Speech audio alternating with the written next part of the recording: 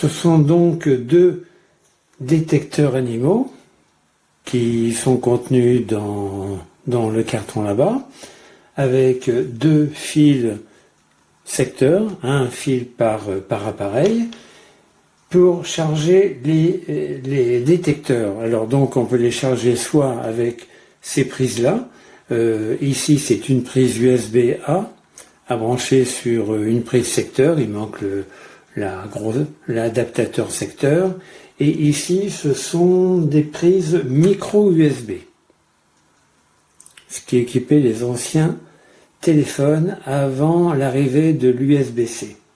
Voilà, donc l'alimentation est fournie soit par une alimentation électrique, et ça va donc charger la batterie, enfin les batteries qui se trouvent ici. Normalement, il n'y a pas besoin de démonter le panneau, hein.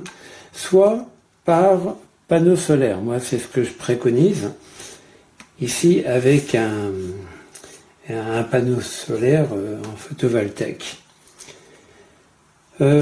Concernant le pied, alors il mesure, quand on l'insère, voilà, on ne peut pas le raccourcir, hein, on ne peut pas mettre ce petit pied-là,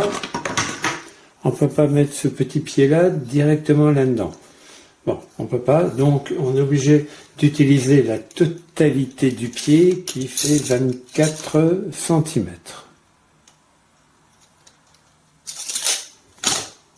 Voilà. Concernant les réglages, alors on voit pas très bien. Ici c'est un bouton de réglage pour les fréquences et en bas c'est un bouton de réglage pour les sensibilités.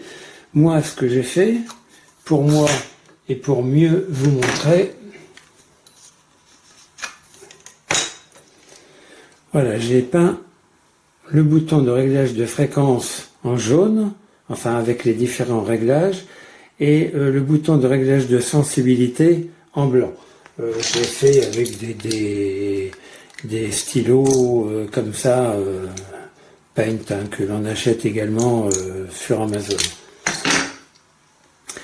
Il y a 4 réglages différents. Alors je sors mon petit papier.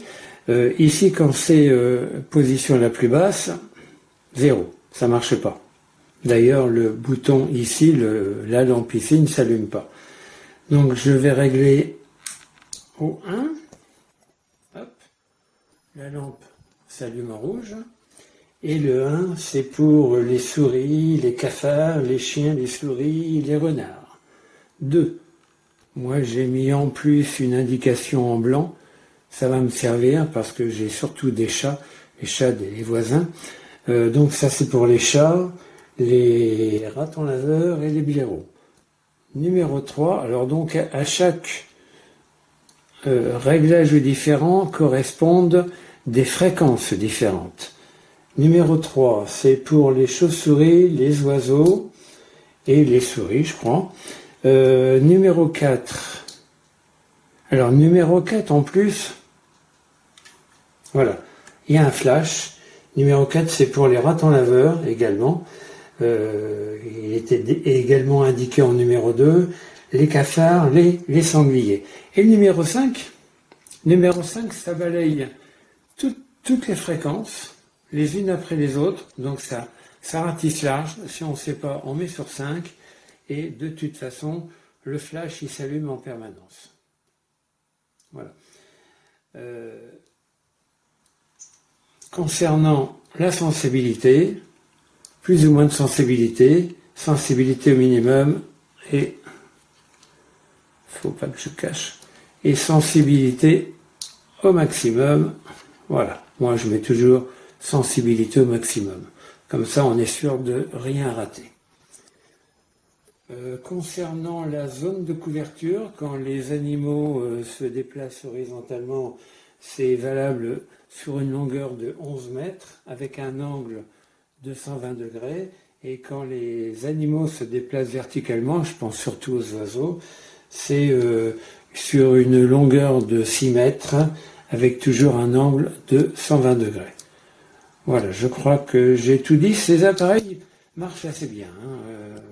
Moi, je sais que j'en utilise et j'ai plus de chats maintenant dans mon jardin. Voilà.